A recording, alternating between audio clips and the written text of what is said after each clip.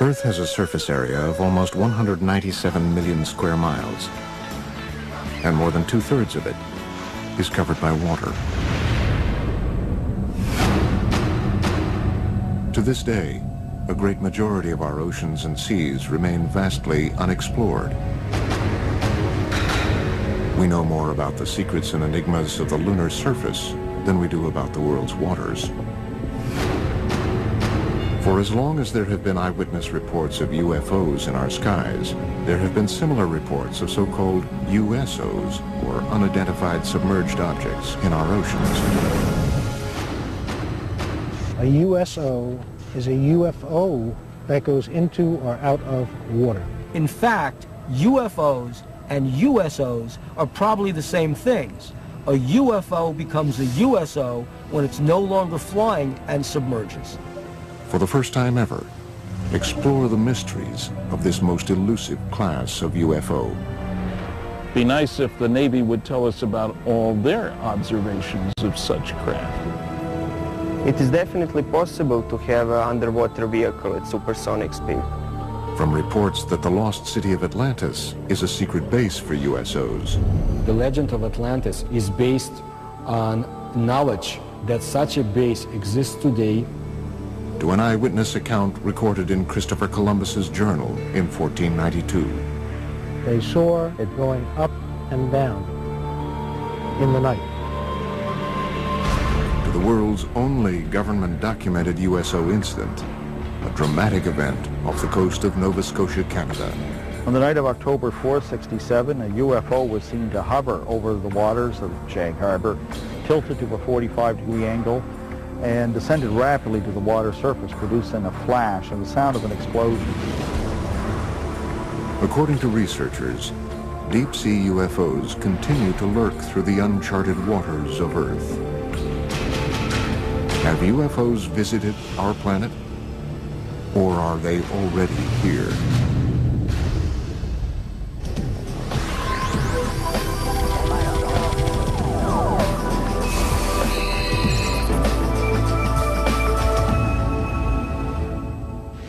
This is the Santa Catalina Channel, a 26-mile-wide stretch of the Pacific Ocean separating the city of Los Angeles from Catalina Island.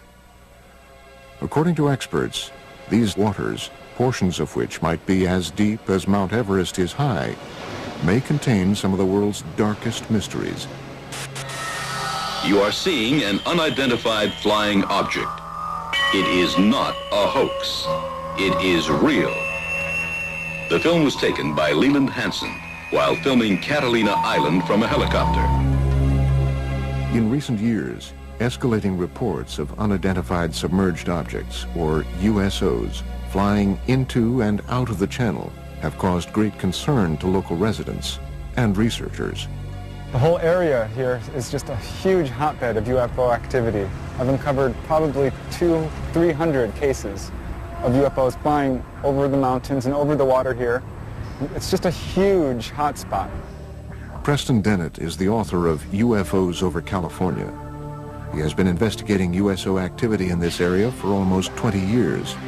Actually, there was a huge wave of sightings over the Santa Monica mountain range on June 14, 1992.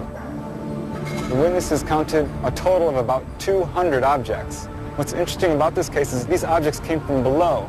Normally when someone sees a UFO, it comes out of the sky like a star. They see a star-like object and it comes swooping down. These came from below to above.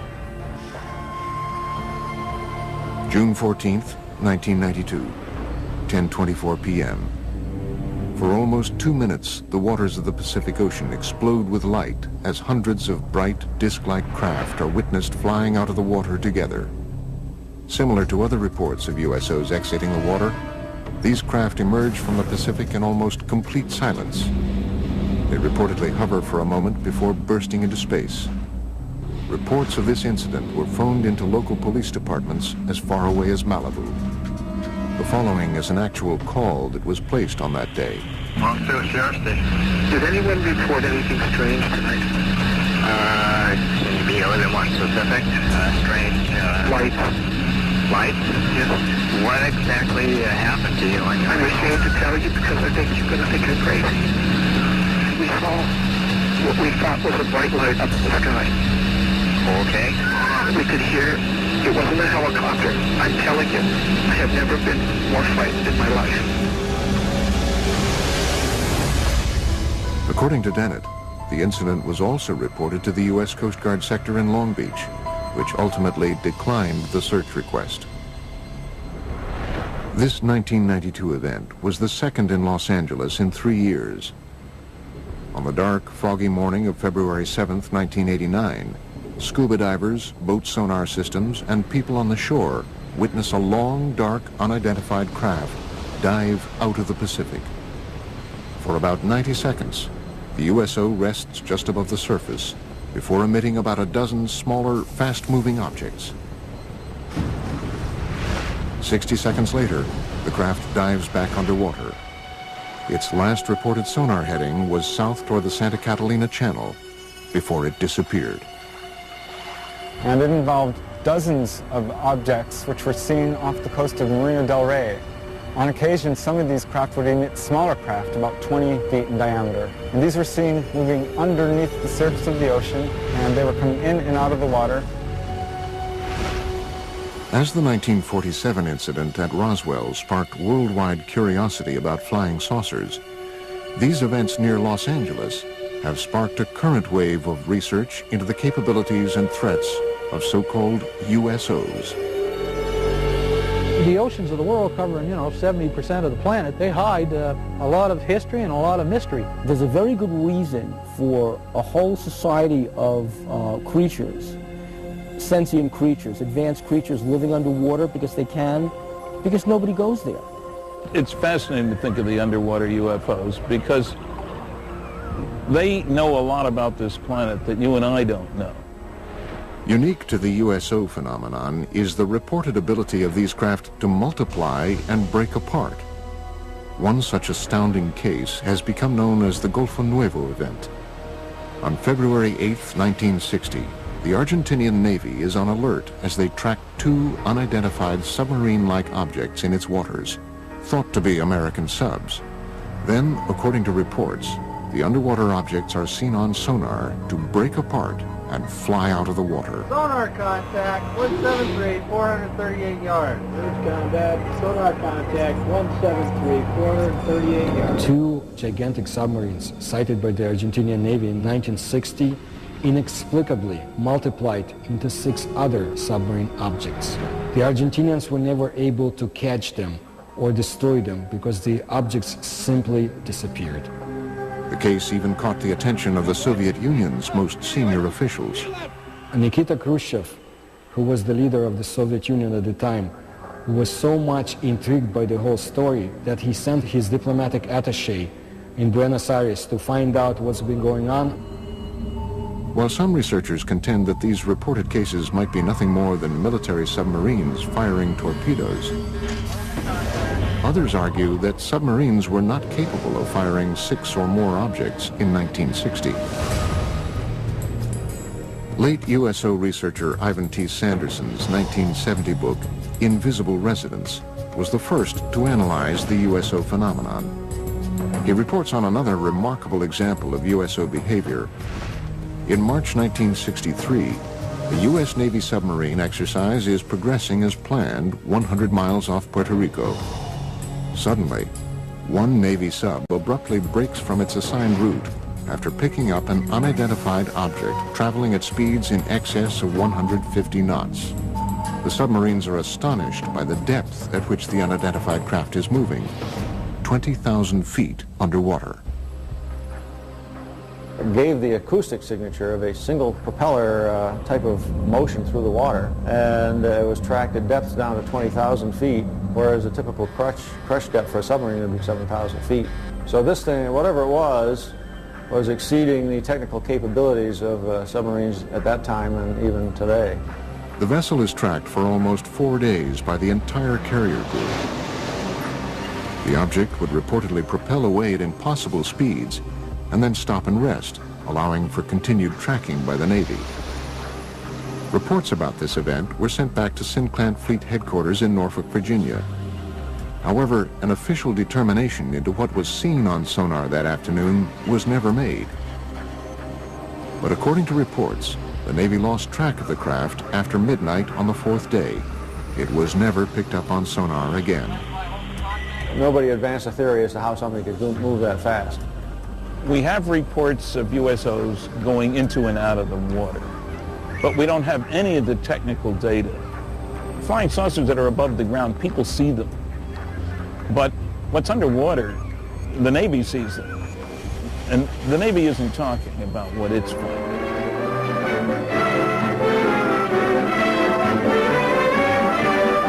Inflating an immense balloon aboard the USS Norton Sound, the Navy prepares for further study of the elusive cosmic rays somewhere in the Pacific.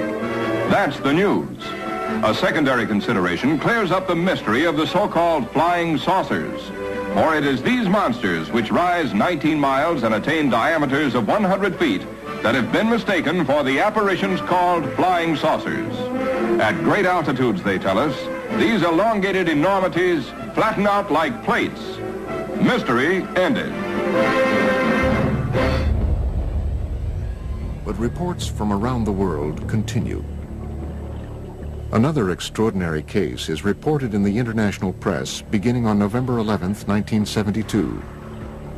A fast-moving submarine-like object is picked up on sonar in the Sonja Fjord off the west coast of Norway by the Norwegian Navy, which hunts it for 2 weeks. A fleet of surface ships and specially equipped sub-hunter helicopters are assembled to find the object. On November 20th, 1972, the USO is seen visually for the first time. It was described as being a massive, silent, cigar-shaped object. A Navy ship promptly fires its guns and torpedoes at the craft. Some ship actually saw it on the surface and fired at it, but it dived, and then they started dropping depth charges. Although all the articles treat this as a submarine, the fact of the matter is nobody was able to identify it as a submarine. After tracking the object for almost 2 weeks, the Navy devises and executes a plan to blockade the fjord and trap the USO.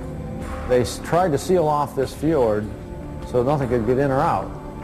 Nevertheless, after 14 or 15 days, this thing disappeared. So that may mean that this object, whatever it was tracked by the Navy, was not a submarine at all, but an unidentified submerged object. Coming up, did Christopher Columbus and his crew witness USOs flying into and out of the Atlantic on October 11th, 1492? One of the earlier cases comes all the way back from the day before Columbus Day in 1492, before there was a Columbus Day. And it happened on Santa Maria.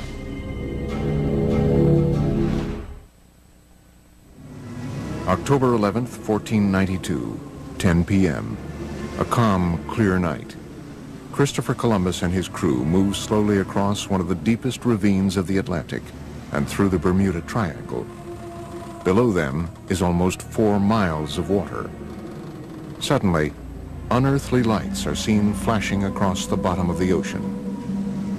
One of the earlier cases comes all the way back from the day before Columbus Day in 1492, before there was a Columbus Day. And it happened on Santa Maria. This person's name was Gutierrez. And Gutierrez was on the Santa Maria with Christopher Columbus and noticed an object rising out of the water, a disc-shaped object. A great flash of light with a level of brilliance unlike anything known at the time suddenly erupts from the sea to the sky, startling Columbus and his crew of 120 aboard the 3-ship Spanish fleet. In less than 5 hours, they would discover the New World. Christopher Columbus maintained a log in the ship.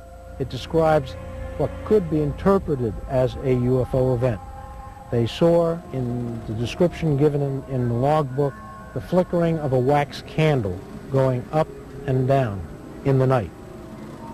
It couldn't have been a campfire on ground because it was beyond the horizon.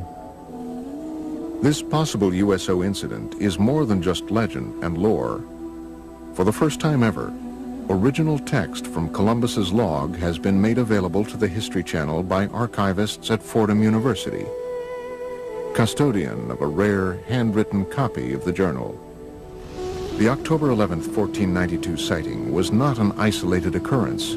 Over the 2-month journey, Columbus's log exhibits a consistent pattern of cryptically reported peculiar incidents, including unexplained sightings and unusual events in outer space.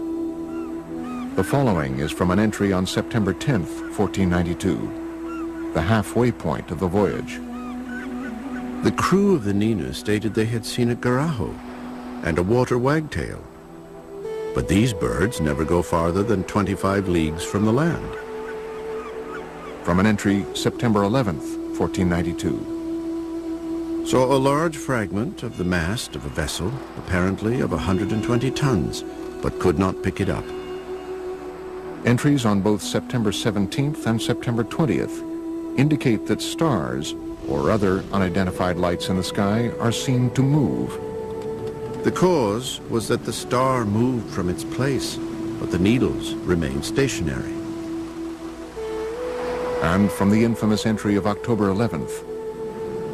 The Admiral, at 10 o'clock that evening, standing on the quarterdeck, saw a light. Calling to Pero Gutierrez, he told him he saw a light and bid him look that way, which he did and saw it.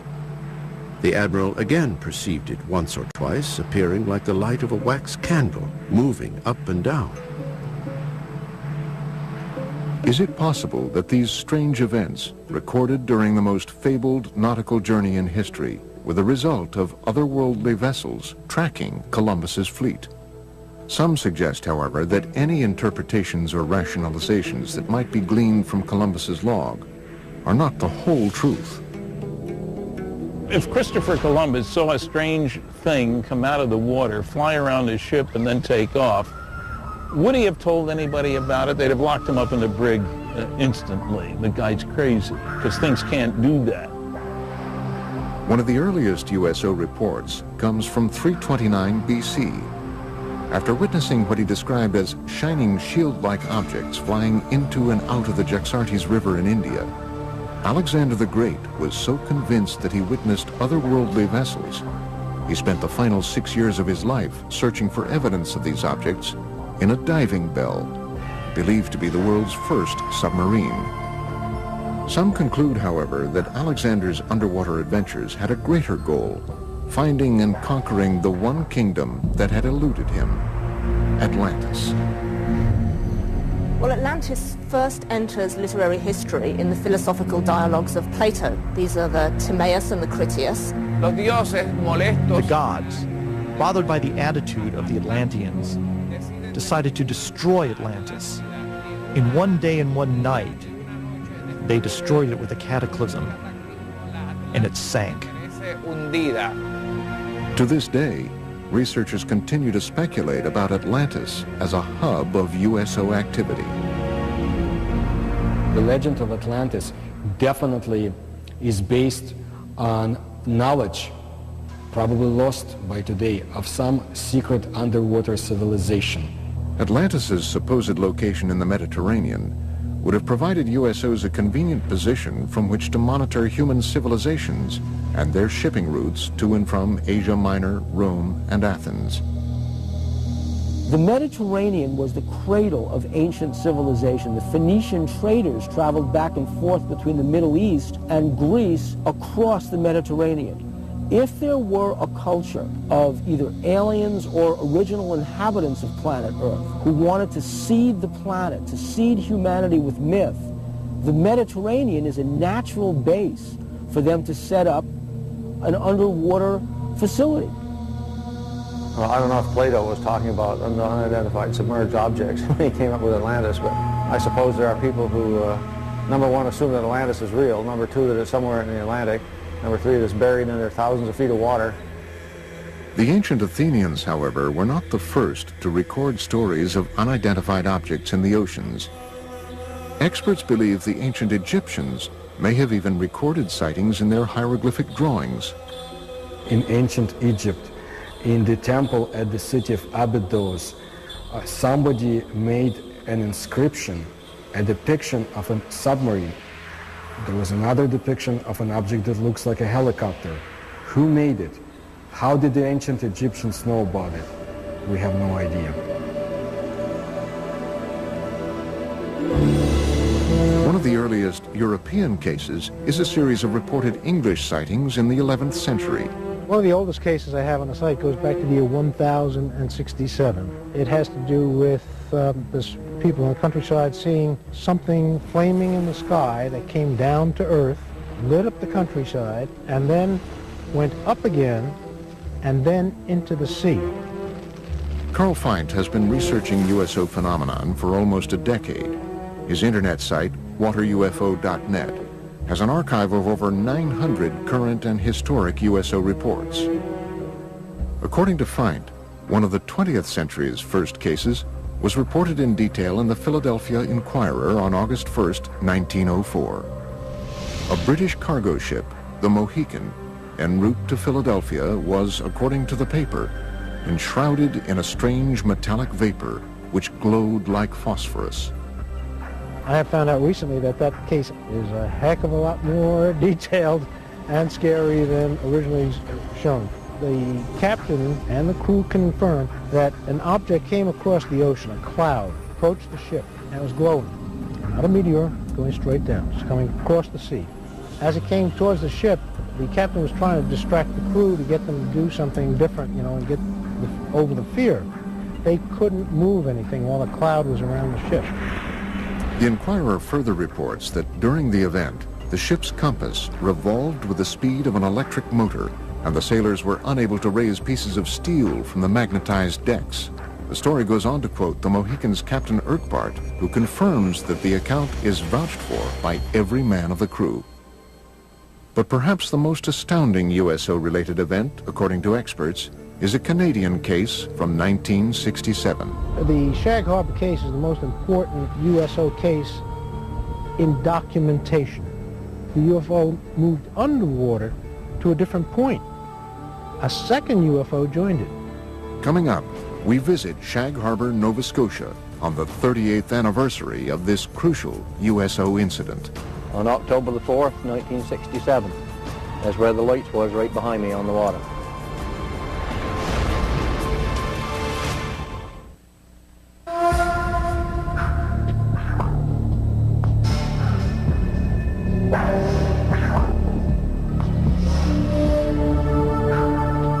Years ago today, October 4th, 1967, approximately 20 after 11 in the evening, something happened in Shag Harbor that became quite memorable in later years. The night of October 4th, 67 has become known as the night of the UFOs among many UFO researchers. The Shag Harbor incident has become the best known aspect of that night. Chris Stiles and Don Ledger have spent the past decade researching the 1967 Shag Harbor USO incident. The case, widely reported throughout Canada at the time, had been largely forgotten in subsequent years. Their 2001 book, Dark Object, reopened the case, shedding new light on the many reported USO events of that night and the weeks following. The reason that the Shag Harbor incident came to the forefront and kind of eclipsed the importance of the other sightings from the night of the UFOs is simply the fact that it's the one case where something came down out of the sky and crashed into the water. You know, it made a noise, it made a flash. It's also unique in the sense that nobody reported a UFO. Several calls came in very quickly to the nearby Royal Canadian Mounted Police Detachment, and those reports said simply that people had seen lights, or perhaps an aircraft had crashed into the waters of what they called the Sound. The interest and the concern was totally for the possibility of survivors. Nobody reported a UFO.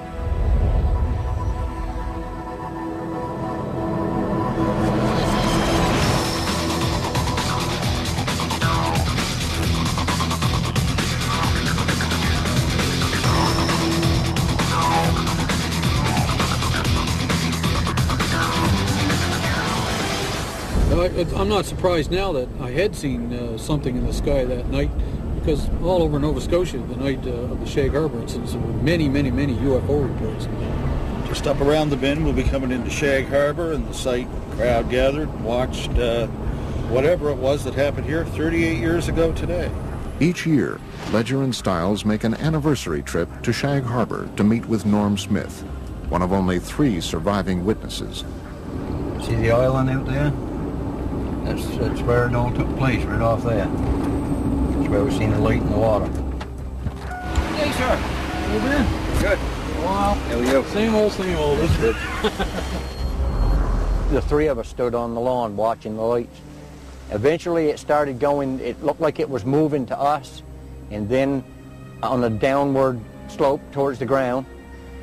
We thought it was a plane crash, so we jumped in the vehicle in my old man's car and my uncle's, and we went up to this spot right here by the Irish Moss plant. And when we got here, there was probably 10, 12 other people. We watched the lights on the water for a period of 2 or 3 minutes, and then the lights disappeared. What happens next is indisputable. Before midnight on Wednesday, October 4th, the Royal Canadian Mounted Police officers who witnessed the event from the shoreline searched the water on boats until 3 a.m. with the help of several local fishermen, including Norm Smith. At noon on Friday, October 6th, Canadian Navy divers from Halifax arrive and search the area through the weekend. Eventually, 7 divers were dispatched from the Fleet Diving Unit in Halifax and taken down to Shag Harbor. The search effort continued through all the daylight hours of Saturday and Sunday, and by Monday morning that search was officially terminated in Ottawa. And they just simply state unidentified flying object and circle it and underline it. According to government reports, the object travels from the south to the north along the Nova Scotia shoreline. At one point, it stops and hovers. Then at approximately 11:20 p.m., it enters the water at a 45-degree angle, 300 yards offshore. Directly behind me where we seen the lights, right at Bomb Portage Island, directly behind me. When the Royal Canadian Mounted Police officers that had responded to the call arrived at the shoreline of Old Highway number 3, the UFO was still moving upon the surface of the water. The object also appeared to be leaving a trail of dense yellow foam. In the weeks following October 4th, the story becomes even more mysterious. The case is front-page news across Canada, and as Ledger and Stiles report in their book, in the days just prior to the Canadian military's official classification of this incident as a UFO event, a second craft enters the waters of Nova Scotia to rendezvous with the first craft.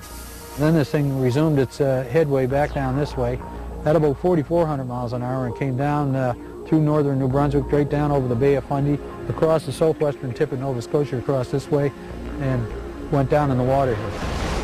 Authorities already knew the object was no longer there, that it had moved under the water and had come to rest on the seabed. It sat there for almost a week, right to the hour. And after that time, it began moving under the water to the Gulf of Maine with the aid of a second craft that was helping repair it. And the two of them broke the surface of the water and flew away out over the Gulf of Maine. Interestingly enough, there is a second report of a sighting 1 week in Shag Harbor of 2 sets of lights, one orange, one yellow, leaving the water and flying away. This case continues to inspire debate and continued research into the events of October 4th, 1967. There are a large amount of primary documents that support interpreting Shag Harbor as a crash scenario of a UFO. And in one of the paragraphs it actually says a preliminary investigation has been conducted and it has been discovered that this object is not the result of a flare, float, downed aircraft, or in fact any known object. I didn't know then, back 30-odd years ago, I didn't know whether it was a UFO or what it was. But nobody will ever make me believe that there was nothing there, because it was. Coming up, seen for the first time, video evidence of what might possibly be a USO emerging from the waters of Laguna Cartagena in Puerto Rico.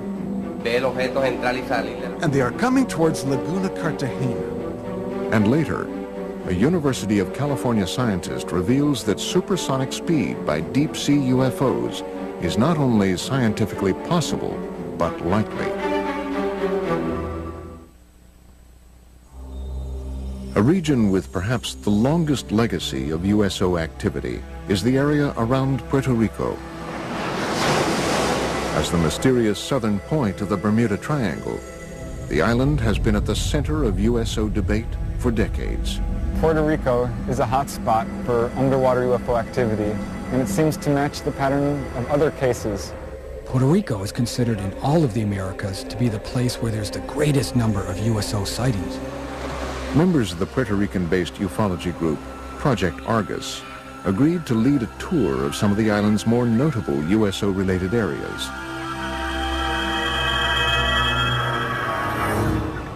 Laguna Cartagena is an isolated lake near the southwestern corner of the island. It has become linked to much of Puerto Rico's reported USO activity. I have been conducting investigations for years in Laguna Cartagena, where there's also a lot of secrecy about USOs.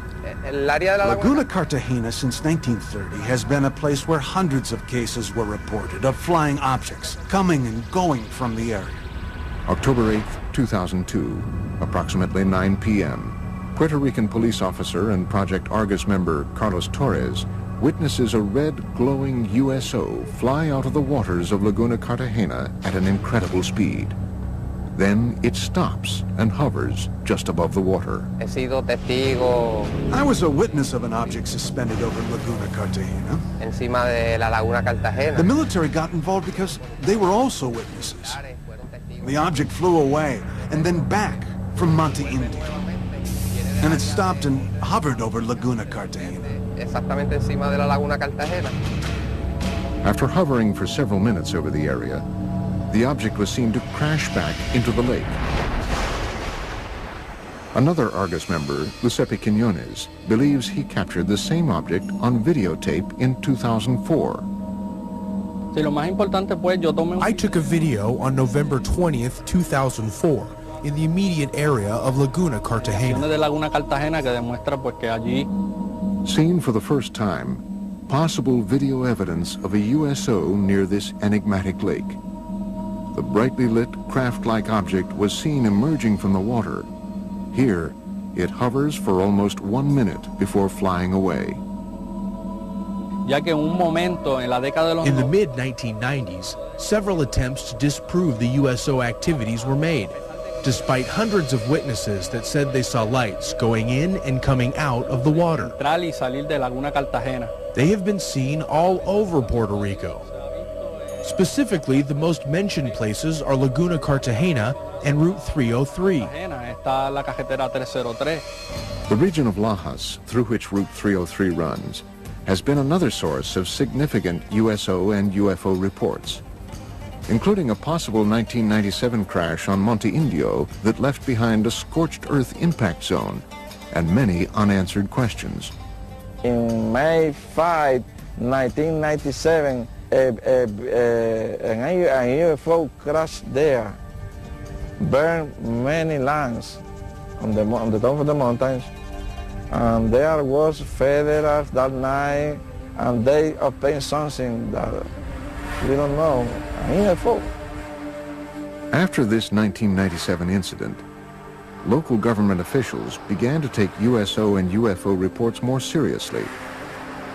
As a direct result, the mayor of Lajas, Puerto Rico, recently designated the roadway through the heart of Puerto Rico's UFO country as UFO Route 303. But for now, other USO-related events around the island are far more pressing for experts. In the hills around Lajas, a mysterious government aerostat, a tethered balloon-borne radar, is frequently launched up to 3 miles in the air, ostensibly to monitor air traffic and weather.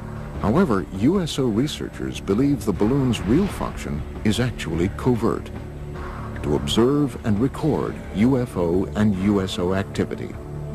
There was a government document in the legislature where a secret investigation was conducted.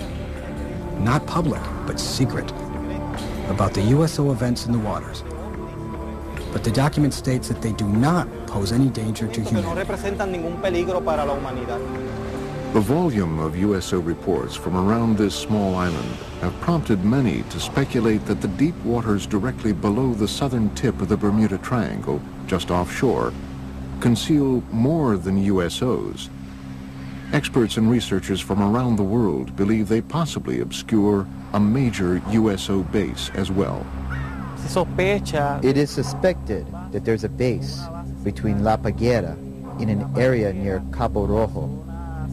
It is also supposedly very deep and cavernous, and it goes as far as Laguna Cartagena. The motive for them coming in and out of the water is so that they are able to enter in one area and come out in a different area in the underwater bases.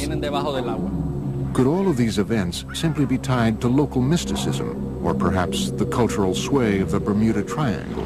In Puerto Rican culture, the majority of the people here, even though they talk about the Chupacabra and the Bermuda Triangle, they do not believe in any of this. Or is there possibly something more?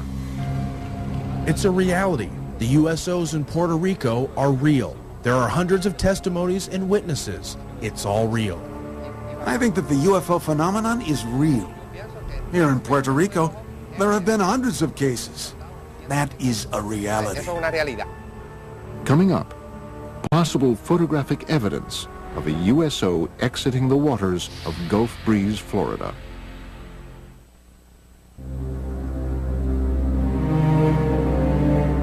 It is believed that unidentified submerged objects are able to move through our oceans and seas in ways that defy all principles of modern physics. Experts are confounded by the ability of these vessels to reportedly travel at extreme depths, pass through ice with impunity, and traverse water at supersonic speed. These kinds of craft, ostensibly, can travel underneath the water because they are impervious to water, just like they're impervious to gamma rays, cosmic rays, impervious to anything that gets in the way of their traveling in space. According to all information, we are dealing with a very advanced technology. They circle ships and next thing you know, dive into the water. It's not a barrier to them. They just go from one medium to another. In late 1969, while conducting their regular Operation Deep Freeze ice-breaking exercises near Antarctica, U.S. Navy sailors aboard the USS Calcaterra reportedly witnessed an unidentified submerged object with some extraordinary capabilities. Ivan Sanderson in Argosy magazine, where he talks about an event somewhere in the Arctic when an object came up through the ice and took off. Really sort of burrowed its way through. A large submarine-shaped object, at least 100 feet long, is seen bursting out of the frozen ocean through several yards of solid ice at an incredible speed. But this case, however, is only one of many similar incidents reported by navies around the world. I know of one case that occurred near Leningrad. In the winter of 1976. A USO broke down through the ice, maneuvered underwater, and then again broke back out through the ice. They do melt ice. Now, if you had a meteor, the dynamics of the thing would break the ice into chunks and scatter them all over the place. With a UFO, it's a clean hole. USO witnesses have also reported seeing waterspouts beneath USOs as they exit the water, including Ed Walters, a resident of Gulf Breeze, Florida, who snapped this never-before-seen Polaroid picture of what appears to be a USO above a tornado-shaped waterspout on July 7th, 1988. So he was looking north towards Gulf Breeze across the Santa Rosa Sound, a distance of about 7,000 feet. He noticed that the water down beneath the object started to get all foamy or something. He could see it dancing around, and all of a sudden this column of water went up and contacted the bottom of it. The picture that he took actually shows that. Such cases have caused some experts to assert that USOs might possibly use water as a fuel source. There are those who feel that water is essential for the fusion process. There are a lot of cases where UFOs hover over reservoirs and small bodies of water, not only large bodies of water. It does seem to be some evidence that they can use water to help their craft in some way. They may use water as a fuel.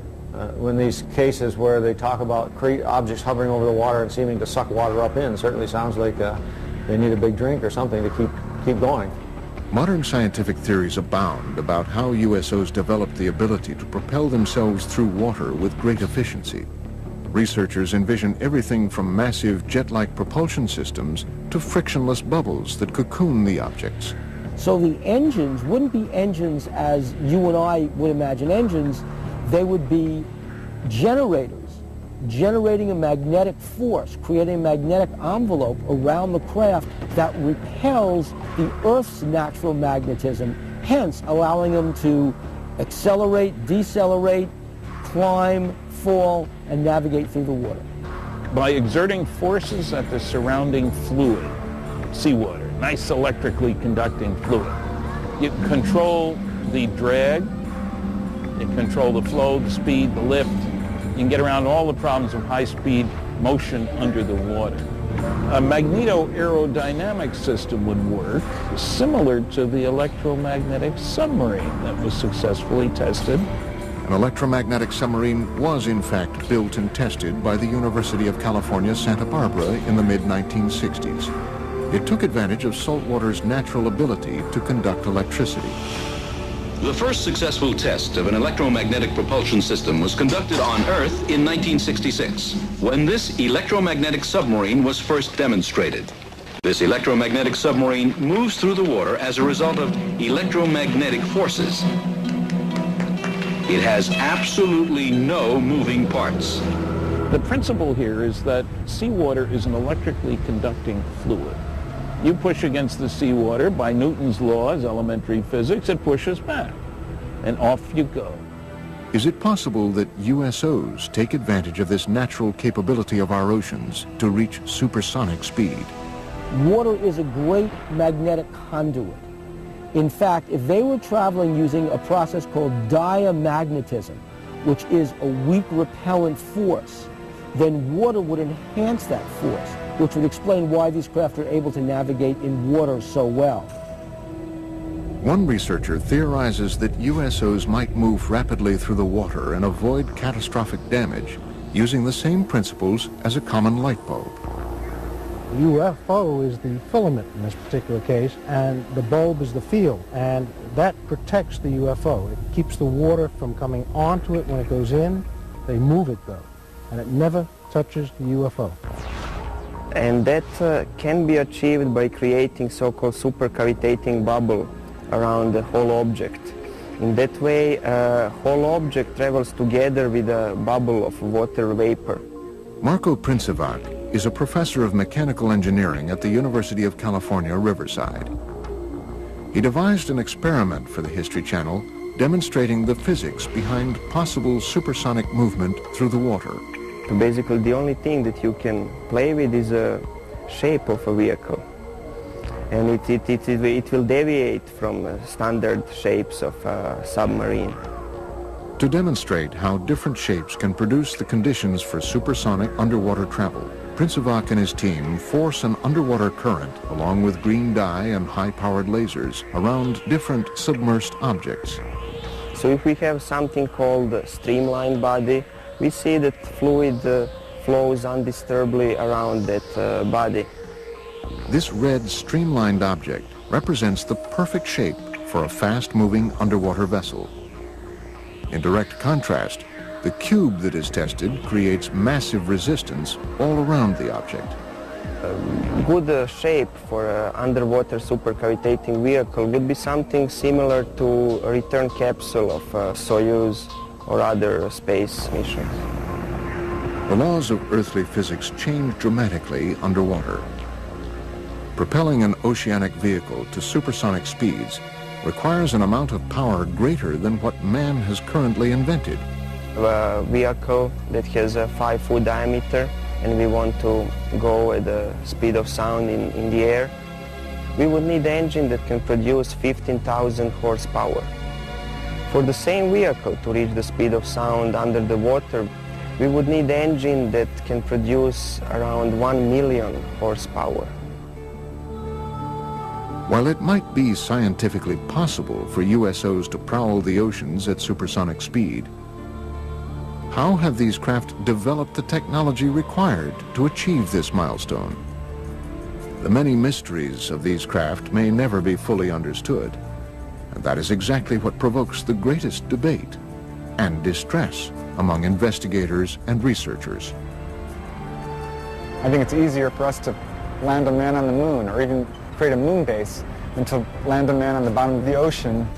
If they're hostile and have come here to conquer Earth, they would have done it 1 million years ago. We might be their creations for all we know. The earth is conquered, we work for them, they live here, this is their planet. Do the cities of Sodom and Gomorrah actually exist? Josh Bernstein is on an epic quest to find out. It's gonna be a great adventure! So there actually could have been a Sodom and Gomorrah. If I'm not back in 5 minutes, send a search party. Digging for the truth, Sodom and Gomorrah, next on the History Channel. This way is much more fun.